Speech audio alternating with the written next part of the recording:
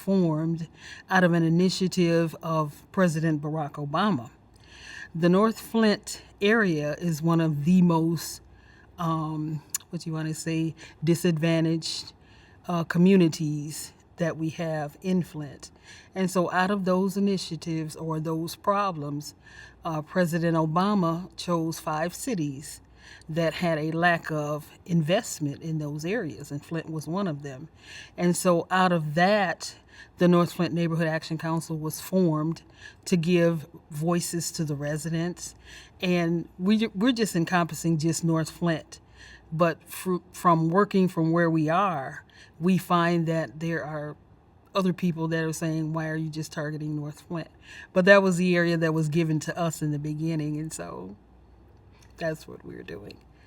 So, I'm so happy to hear you talk about President Obama. Can you tell me what are the areas that the population of North Flint is lacking or in need of? Like, can you specifically tell me what those? Well, for some of us, we always joke with people, because we've been able to have good partnerships with some of the residents of the city, that True North actually starts from Pearson Road to Carpenter Road. Pearson to Carpenter, and then Clio to what they call the river down by where Bluebell Beach is. So that's the area that we encompass for the North Flint Neighborhood Action Council. And what I meant to ask you was, what are the needs that you're addressing? Specifically, what are the needs that you see are most present in that part in North Flint? Okay, the number one is that our residents are well aware of what it looks like downtown. We go downtown and it is just beautiful. This facility is beautiful. But if you come just not even 3, 4, 5 miles north, you will not see that. You will see desolation. You will see burned out houses. You will not see any, well, I won't say any, because there are some now, but you won't see as much investment in the area as you do the downtown or either out into the west end of the city. And so that's one of the concerns. The other is the housing. And the needs of the residents. We have more burned out houses in our area. The needs of the residents are not being met in our area like it is in other areas. And so those are some of the main concerns. And then the North Flint Neighborhood Action Council was formed because we wanted to give residents a voice. They felt that they didn't have a voice. And so by them starting their own block clubs, by them having regular meetings with city council, the mayor, forming relationships with them, they're able to say, hey, I have a need over here. I have a house that's burned out. I have squatters over here. I have people living in these vacant houses doing, different things that are not good, for residents. So we were able to do some of those things with that part of the city. And you were giving the residents in North Flint a voice. A voice to be heard, right, for their issues that they would be having. Now, in our area, we could have a crime in the area, and you can call the police. Even the criminals know that they're not coming. So that, yes. And so that was an issue. And so now, we have a relationship with the chief of police. The Captain Bernie, who just passed away in an accident, we had a relationship with them. Not only did we have a relationship with them, we had their phone numbers. So if anything happened, you call the police and you get that lag in time. But we actually had phone numbers of the captains and the chief of police, and that was important to our residents. Absolutely, because now they feel like they have representation. Yes.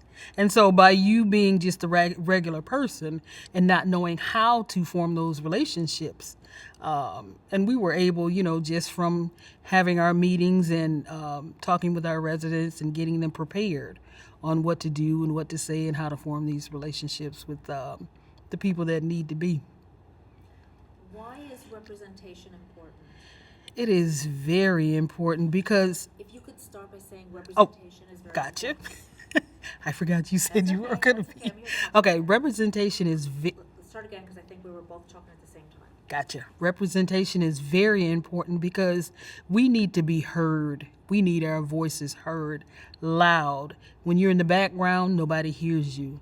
You can complain to your neighbors, you can complain to your spouse or whatever, but when you can be able to get down to the mayor's office in front of city council, we also have a relationship with Representative Kildee.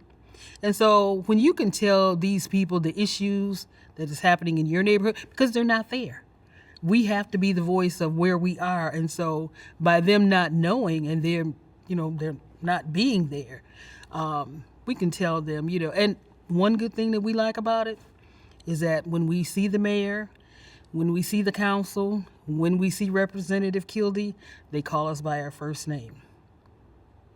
And that was very important to our residents, is to be known, rather than just someone that, a random person.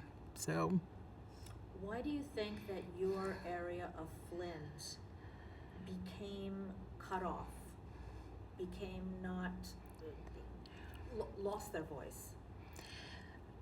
what we found out, we find that the majority of the time it's because Sorry, what was that? What was that? That's your key. Yeah, that's what I thought. Technical difficulties. yes, all the time. Do you want me to stick over? Yes, one. Okay. I got it. I think. Just make sure that looks about right. What we had. Okay, cool. I think we're good. Let me just check everything. It was a technical issue on this program. So sorry about that. Okay. Yeah, we're good. Now So that, Geri, I'll prompt you again. Thank Why you. do you think that in your part of Flint, the part of Flint that you're representing, there was no voice, or there was no representation, or there was no presence? first and foremost, we're finding that a lot of the people that did have block clubs back in the day, they've aged out. And then another, we found out it was, the majority of the area is African American people. So, yes. I hear you. How would you say that the neighborhoods in North Flint have changed over the past 30 years? We have more renters in North Flint than homeowners. And so the renters, I won't say all because I've been a renter before, and we were probably one of few that took care of where you lived. And we find that a lot of renters don't do that. And so they don't feel that they have a vested interest in where they live, so they don't take care of the place versus what a homeowner would do. And so that's how we have a lot of the transitions. People are moving out, people are moving in. When they leave, pile on the curb, pile in front of the house. And that's an eyesore to our neighborhood when they do that. Of course. What is your, if you could say to me, this is my goal, this is what I would love, or this is a list of what I would love to happen in North Flint, what would be your dream for your community? One of the dreams that I've always had, and just not going outside of Flint, but just looking inside of Flint, and I'm sure, I don't know if you all are from Flint or whatever, but we have a section of the city and it's called University Avenue. They have came in and, it was looking just as bad as North Flint. And I would love to see the same thing happen in North Flint as they do over at University Avenue. What happened there? I mean, they just, the same burned out houses and liquor stores and vagrants and things of that nature that was over there is no longer. I mean, they've just beautified the area. They have lighting. I'm not sure. They have revamped the whole area, So, and it's walkability. That's one of the things that a lot of our residents talk about, is that we can't even walk in our area. I live right behind a plaza, and I'm not walking even in the daytime. So, Because there's crime. because there's crime, right? Right. And so if we could have walkability, we could have green spaces, we could have any kind of revitalization, because that's what the North Flint area lacks a lot of, is the revitalization. We don't get a lot of that. Now we have the North Flint Food Market that is being built on Clio and Peterson Road, but that is just one of the few places where you will even see, any type of you know, movement where they're building something new or they're doing something new. I'm not from this area. I live in New York, actually. Oh, okay. But You invite me to New York. of course, I heard of the water crisis. Yes. And I'm guessing that it hit your community particularly hard. Yes. Can you talk about that? That is still going on, and it's If you could say the water crisis Oh, is okay. still going on and then continue. okay. The water crisis is still going on, and of course, the residents, they are beginning to get a little tired of that, because we're still paying the highest water bills in the country for water we can't use or can't drink, rather. And so we're still doing bottled water. You have to still pay your water bill and still go and get bottled water. Yes, and some of it, and I do income tax as well, but some of the ladies were still talking about they're the only individuals in their house, and their water bill is usually $160 a month. So yes, What is the cause of the water crisis? Do you know? the water crisis. Oh, you haven't heard that? Well, they had actually thought that they were actually trying to cut costs, and so instead of trying to buy water from Detroit, they switched us over to the Flint River water, which was, they throw any and everything in there, cars or whatever, and it was contaminated. It wasn't good. Water was coming out dark, and they didn't believe us. So you actually had to go there with your dark brown, water this color coming out of your faucets, in your bathtubs. People's hair started falling out. People got skin rashes. Legionnaire's disease happened to a lot of people, and so yes, that's when it started, a total nightmare. And so it's still actually going on, because now you have all these lawyers saying that we're going to come in and pay these people off. We have the ex-governor who's saying he's pleading the fifth. He doesn't want to talk about it. So, yes, still going on. That's terrible. Yes, we're living through it. So, Does this make your community angry? it does. It does, because we feel that nobody heard us in the first place when we started complaining about it. And so we still have to pay for our water bill, and we still have to go and get bottled water. And in the beginning, because I don't know, because I didn't have to do that type of thing, but people were literally taking baths, washing their hair, cleaning up their children, cooking from bottled water. And so that has to be, quite the chore to have to do all that stuff. So, still going through it.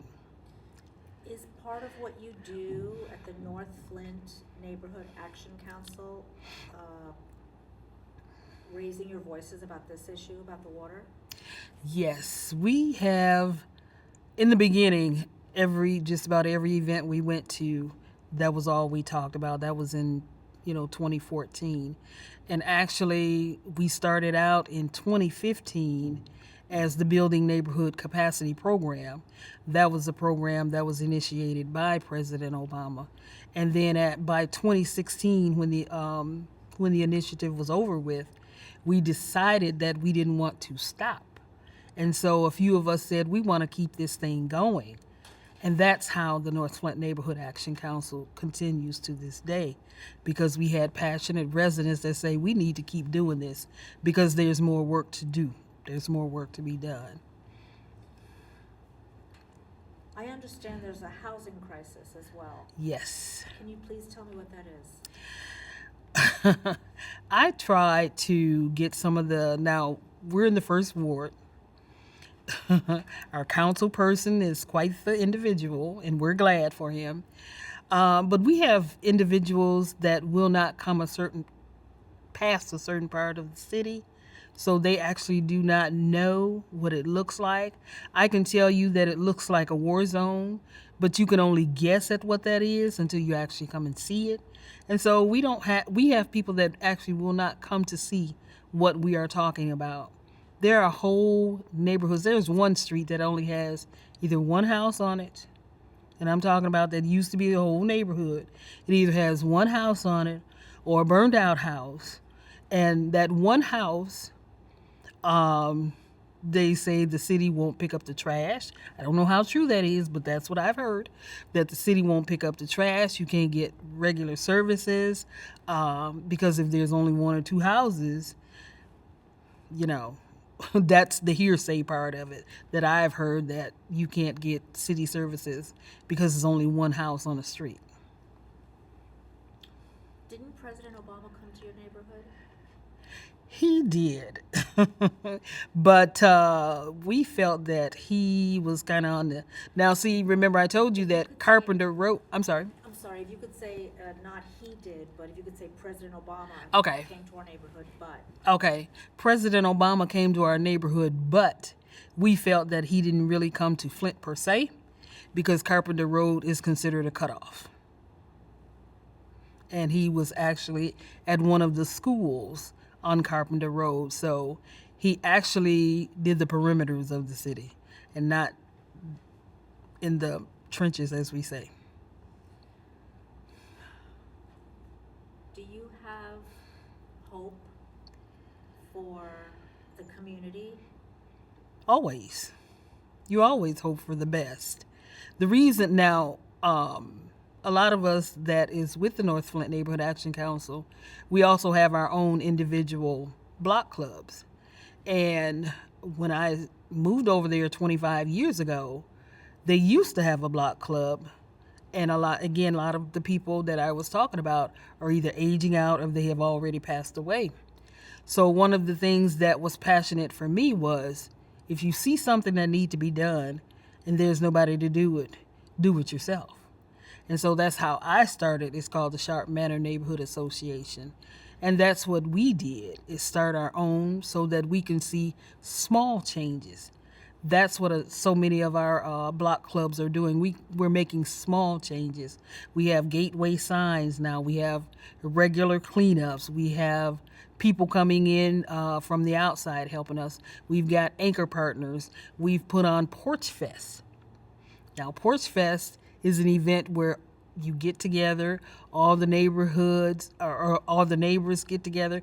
You have like your rides and your music and just different things for the kids, the face painting.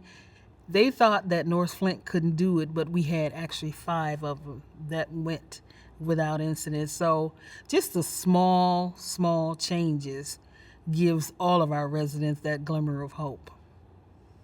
Absolutely. When you say that certain areas in North Flint had, what did you call it? They had certain things, but then they aged out, or the people, Oh, the block club members? the block club Right. members.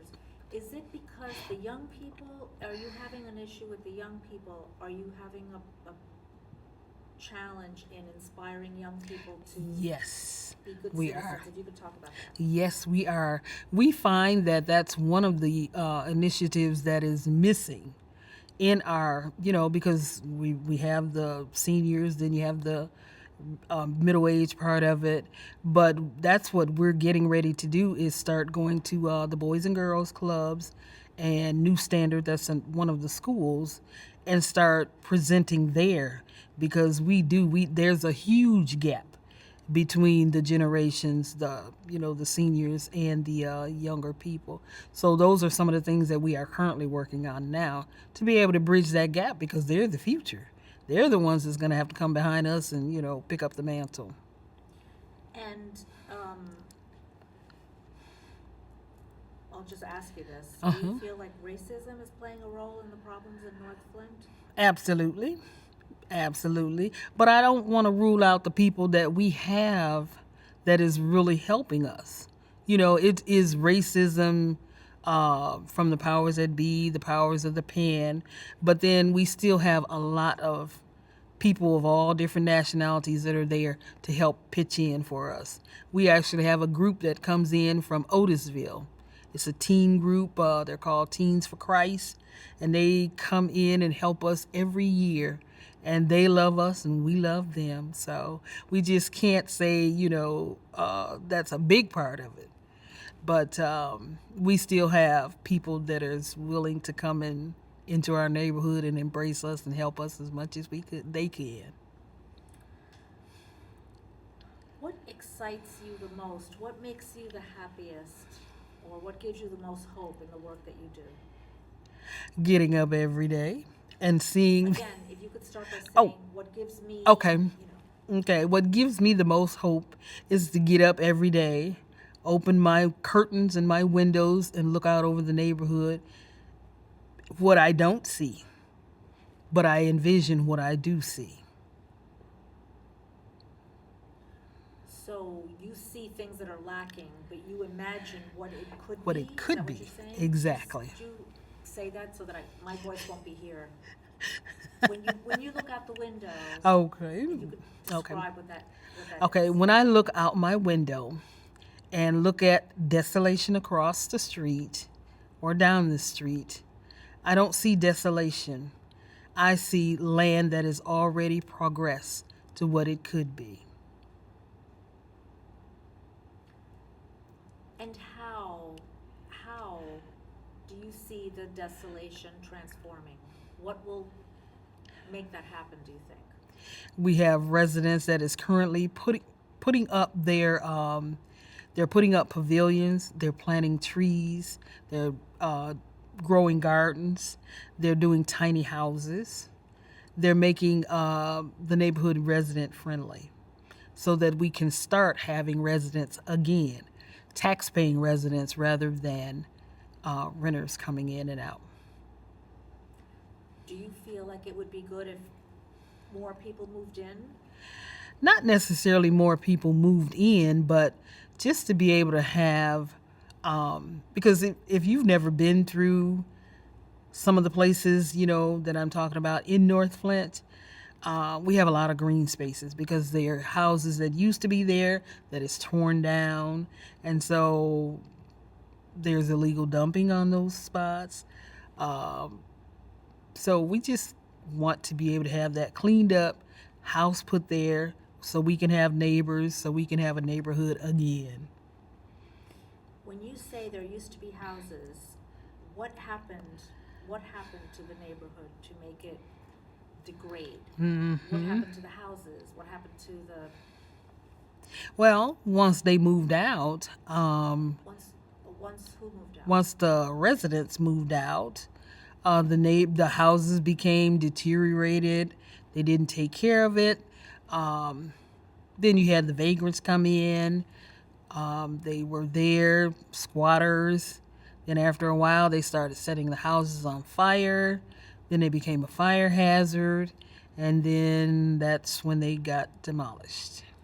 Please tell me, as far as you understand it, why did responsible tax-paying people move out?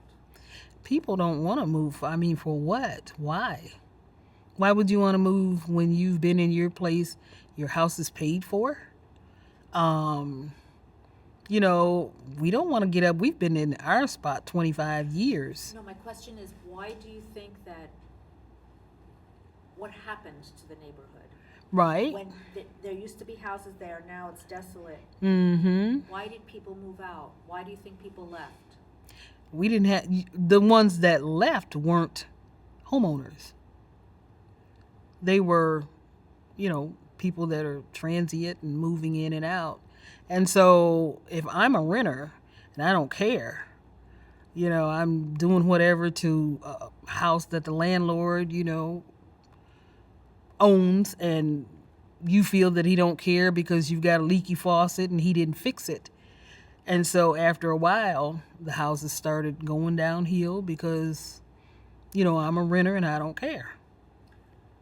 Was there a time when the neighborhood was in good shape?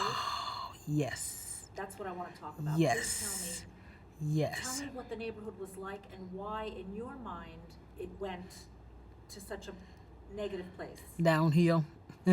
The neighborhood was very vibrant when I moved over there 25 years ago.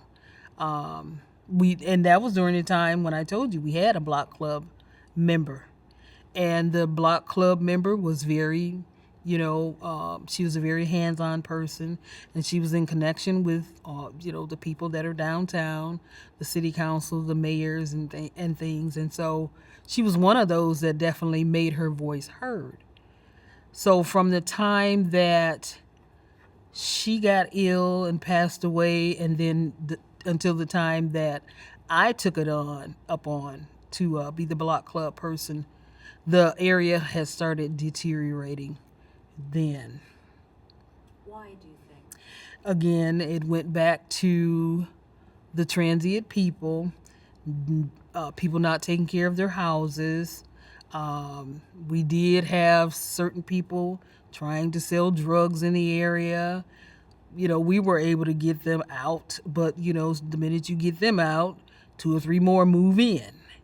And so, yes, we had a chore trying to get that in. We talked about this a little bit at first, but what do you hope will happen with the city? What do you hope the city can partner with you? What do you hope the city can do for you? Okay. Well, I know they have what they call a city master plan. I'm hoping that the city can come further north and see what is going on rather than sitting downtown and saying, yes, we hear that North Flint is in a bad spot. We want you to be able to see, to walk through, look at the liquor bottles thrown around, look at the glass being cut, look at the trash. We actually have people come from outside of the city dumping trash into our areas. Fast as we can get the area cleaned up, 2 or 3 days later, then there's somebody coming in, and it could be contractors or whoever dumping things in our area because, we've already heard that Flint is a bad spot. So we may as well keep it looking like that. So we just want our voice to be heard, that we have a need just like everybody else. What is your hope for the youth of North Flint? Well, I hope that the youth of the North Flint will pick up the mantle, see that there's still work to be done. You're the future for tomorrow, and that if it's going to be, it's going to be through you. So, that's really nice what you just said, and I think I agree with you that the future is in the hands of the youth, and they're the ones that have to be inspired. Yes. Your video and your voice will be heard by people that probably have the power to make a change. If you could speak directly to the mayor or the governor or someone, what would you say? Person to person, what would you say? Mayor, governor, city council, and the powers that be. I would love for each one of you to take your time to visit us in North Flint and to have a walkthrough. Not just hearsay, a walkthrough, so that you can see what we are going through or what is going on in our area. Well, I think they will hear you. I hope that they do it. Thank you. Is there anything that we did not talk about that you feel that you would like to say about your work, about your organization, about your community, anything? One of the things that we are very upset about is that we don't have any schools in our area.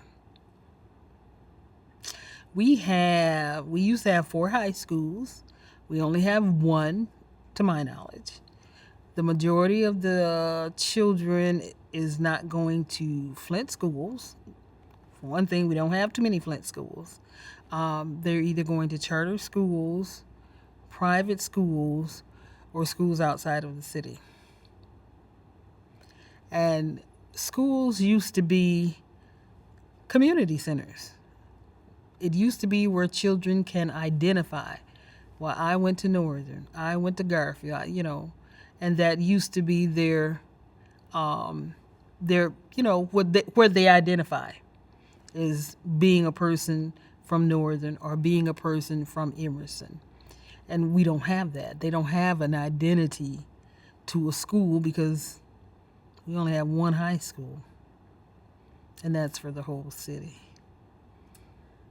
What about elementary schools? We have some, but there's only 1 on the north Did side. you say we have some elementary schools? We have some elementary schools, 1 on the north side. So, yes, just 1. Why would having more schools, just so it's crystal clear, why would having more schools in your community be helpful to the community? Because that's where the funding would be. Our funds for schools are going to the outside of the community, and that would help our tax basis as well. You're saying that you're paying taxes to schools that are not even schools that you can Not even on the If you can thing. say that, we're paying taxes. We are paying taxes for schools, Flint schools, that is not in our community. You have a lot of issues.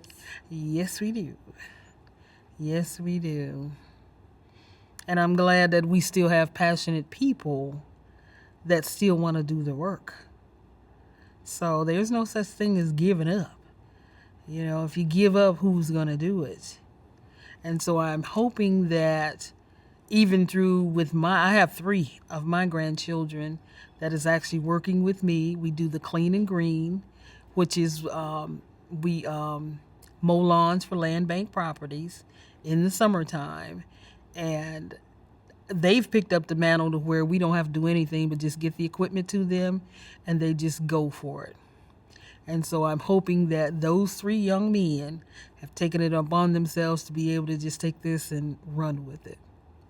How does it make you feel to see your 3 grandsons? Oh, Tell me, when I look at them, tell me the story of how it makes you feel when you see them picking up the mantle. wonderful, because, that loose us from having to go If you through. could say, when I see my grandsons. Okay. When I see my grandsons picking up the mantle and taking over doing the lawn care service, I am just so proud of them, because in the beginning, it was new to everybody. And to be able to just, after 3 years, saying, this is yours, you can go with it, you take it and you do it. And they did. And everybody that sees them out there, they just give them kudos because of their professionalism, because of the way they work. They do what they have to do, and then they get out. Well, that's the thing. They could be role models. Yes, yes. So,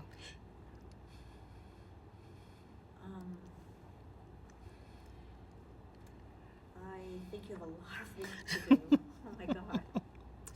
yes, we Your community do. is very lucky to have you. Thank you. Thank you.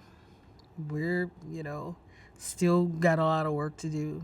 And we're passionate, again, like I said, to do it. And we wish we did have a lot more people to help, but, we just keep doing what we're doing. Unless you have anything else you want to say, I think that. Oh, I have a question for Mm-hmm. you. What are some of the best things about Flint, or about your part of Flint? My part of Flint actually is, I tell people, even though I live in North Flint, my area is pretty quiet. Even though I live behind a plaza, the only thing I hear is 4 o'clock in the morning is the garbage truck or the delivery truck. But other than that, my neighborhood is quiet. I have, neighbors that I do know, and we look out for each other. So, yeah, we look out for each other. So even though you have a lot of problems, there's a lot of good people in your Still, community. still. Can you talk about that there are some really good people in your community, and they deserve what what do they deserve? Can you talk about We do have a lot of good people in our neighborhood, and they do deserve to have the same thing as more affluent neighborhoods have: the walkability, the peace of mind. Now I just lost my train of thought. that? No, let's say that again, because it's the most important Yeah. thing. Like, that there are good people in your community, and they deserve what? They deserve to have, like, low crime. Right. They deserve security, they deserve, schools. Safety. Right. If you could say that's really important. Okay. The people in our neighborhood deserve schools. They deserve safety. They deserve walkability. They deserve beautification of their area and in their own neighborhoods. My mind is like, God. And there's good people where you live. There is good people. There is good people, good neighbors, neighbors helping neighbors.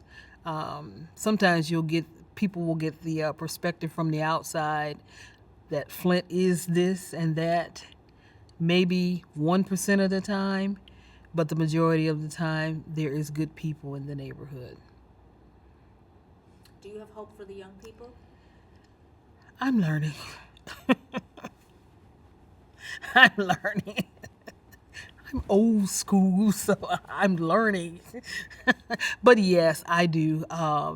Because what I've learned, and we have been teaching each other that, and I'm the type of person, I work from within. Those 3 young men that I'm telling you about, I look at them and have to tell them to pull their pants up and, But on the flip side of that, they are very respectful. We have no problems out of them. We know when they leave us, they go do whatever they want to do. But while they're in our presence, they are very respectful, and those are the ones that actually go out and do, the lawn care and everything. But you still have to tell them, pull those pants up, pull those pants. They like to wear those pants low. Yeah. So yeah, I do have hope with them, and we've even started addressing our some of our members is that, you may see them and they're walking down the street and, with their head down and looking like the weight of the world is on their shoulders. And we have just started saying just a simple hello or how are you doing, young man. That person may not have gotten that where he's coming from. Your name is probably everything else but young man. So here's somebody that addressed you and said, how are you doing, young man or young lady, And that could be the highlight of their day. So we're learning that even something as simple as that could be a bright spot in their lives. What is the significance of being addressed that way? Is it about respect? It's about respect, and because we know that a lot of our young people are either coming from abused family homes, foster care homes, and even sometimes if it's just your mom and dad, you may not be getting any type of love there.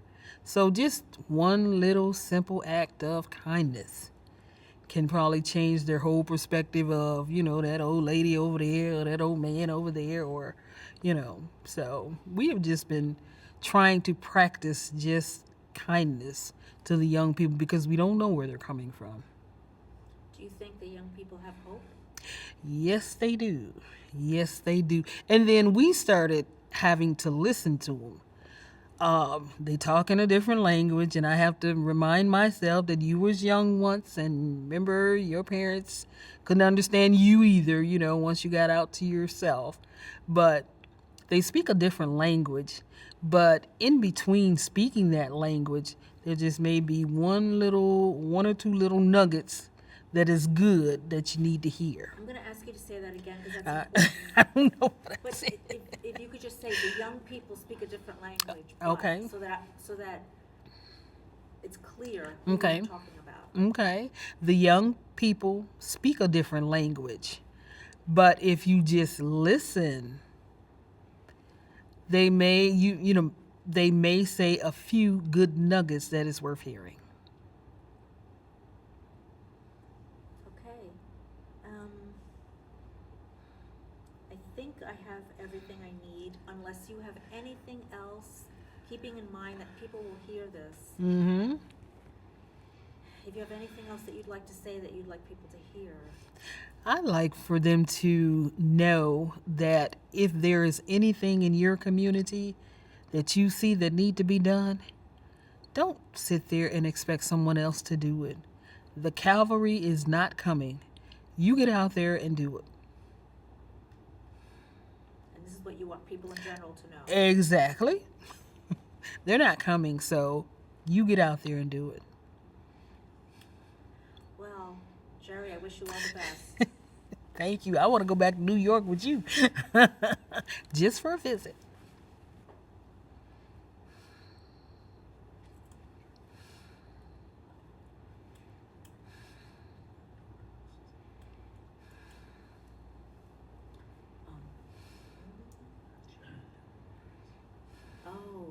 Oh, thank you so much. A very important, Corey just told me something very important, because we were talking earlier to some gentlemen that were in the auto industry. Mm-hmm. And if you look at the big picture of what's happened to Flint, do you think that GM leaving started something? Do you think that has something to do with what happened to your community? Yes. Can you talk about that? And start with saying, ever since the auto industry left, or whatever, Mm-hmm. so that we understand what you're talking about. Okay. Ever since General Motors left, a lot of the employees left as well because their jobs was elsewhere. And so the wealth, as we call it, that General Motors had for its employees was not there. So the tax basis for the city went right along with GM and its employees. So a lot of people lost their jobs, A right? lot of people lost their jobs or either left. And, a lot of people didn't want to or uproot their whole families to move to different areas of the country. And so those that did remain either had to go to lower paying jobs or move right along with GM. So a lot of the factory workers, the people that assembled the cars and all of that, Mm-hmm. that was part of your community. Yes, it was. Yes, it was. It used to be stores. If you could say I'm so sorry. I just No wanna- problem. Yes, you have to straighten me out. I don't mind. If you could say, the factory workers, well, those people came from my community. Mm-hmm. And when those jobs left, they left. So it's really clear what the story, what the situation. Okay. The factory workers lived in our community. They left when General Motors left. Is that right? That's what you said. Okay. Let's do that one more time. Okay. They left, their jobs left, and they left, and that's what started like the decline. Gotcha. basically. Okay. When General Motors was here, when they left, the factory workers left as well. And that's what started the decline in the cities, in our neighborhood. The housing was no longer there. The upkeep was no longer there. And so our neighborhoods started to decline because we didn't have the tax basis from the General Motors workers. Yeah, that's a big problem, isn't it? Yes. Yes. There's no real industry now. No, and it hasn't been one since because that was our biggest employer for the city of Flint. And they tried so many times to replace, but General Motors, I mean, at one time they said we had 80,000 employees just in this city alone, and that's a lot of people. So you couldn't talk to anybody that didn't have a parent. Usually back in the day, it was usually the male that was working at General Motors. Wow, so that was the biggest employer. That was the biggest employer for the city. So when they left, I don't know if you're familiar with Buick alone. They had, I think it's like 16 or 17 city blocks long. So it's almost like it was 2 mile long factory along one street. So, yes. Yes. Wow, that's huge. That is huge. So when they left, it's a big, the land that it was on, that's still vacant and, wide open. So not only did they leave with a lot of employees, they left a lot of land as well. Can you, that's really important. I mean, that's probably the most important thing. Can you tell me when all this started to, Ew. like in 1970 or whatever, whenever it was, when General Motors left, that's when everything started to go down. And was it like, That is a very The good. 80s, right? It was 1980. Yes, it was in the 80s that General Motors started slowly but surely leaving the city of Flint, going down to Detroit. Well, of course, their main headquarters now is Detroit. Other areas, Tarrytown, New York. My dad had even said they wanted to transfer him to Tarrytown and he wasn't going. So once they did leave, it's a lot of land, a lot of people, a lot of desolation.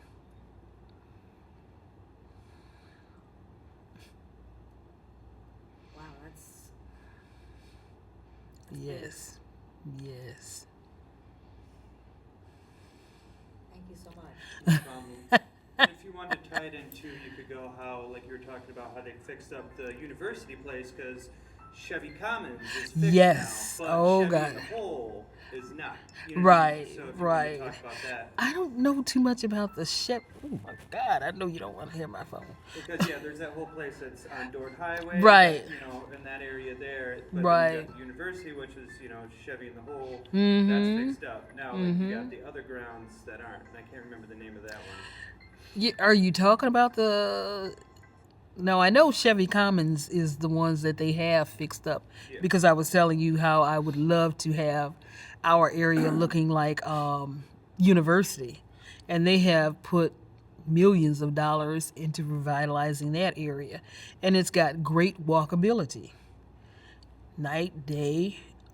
They've got lanterns, they have lights, they have good visibility that if you could just sit on top of a hill, because you can, and just look down and you could see all the work that they've done just within that area. And it looked just like North Flint looks like now. It used to look. Why is University Avenue, is it? University Avenue, right. Why is University Avenue, what do they have that you don't have? Kettering University. Because Kettering bought up a lot of their properties over Okay, so there. you could say the part of town where University Avenue is has this university. Okay. We don't have anything like that. Nope. Like, basically, you don't have something that's revitalizing. Right. What'd you say again? The area where Oh, University Avenue is okay. Okay. has that. Kettering. Yeah. The area where University Avenue has Kettering University, and Kettering has bought up a lot of property there, and therefore that's that's where they revitalize that part of the city. If only something would happen Yes. like And that's what we were talking about, is that we don't have the university backing that they've had. Not only did they have the backing of Kettering University, they still have the University of Michigan Flint. They have the Chamber of Commerce, a lot of those partners that are downtown that we don't have. And so they had anchor partners or partners to help them. And we don't have that. So if some business or if some university or if some institution came into your part of town, that would be That would help huge us for you. out, right? We are working with University of Michigan. We're working with Michigan State on a lot of other issues that we have going on, but nothing as grand as that. So, Do you wish that some big company would move into your community? all the time, Can you say that, please? I wish that some big company would move into our community and help revitalize North Flint. And they have, we have heard that companies do wish to come here or try to come here, but, for whatever reason, they just skip over us. But there's still hope that somebody will say, hey, I want to invest in North Flint. I will tell you that before you came here today, two very nice white gentlemen Mm-hmm. who work in the auto industry spoke with much pride Mm-hmm. about the car industry and General Motors and how important it has been to Flint, but neither one of them told me about this issue. Oh, wow. Okay. Okay. That is something to hear. No, it's very interesting to get your perspective. Mm-hmm. Because we don't have a lot of people that is interested in even going that far.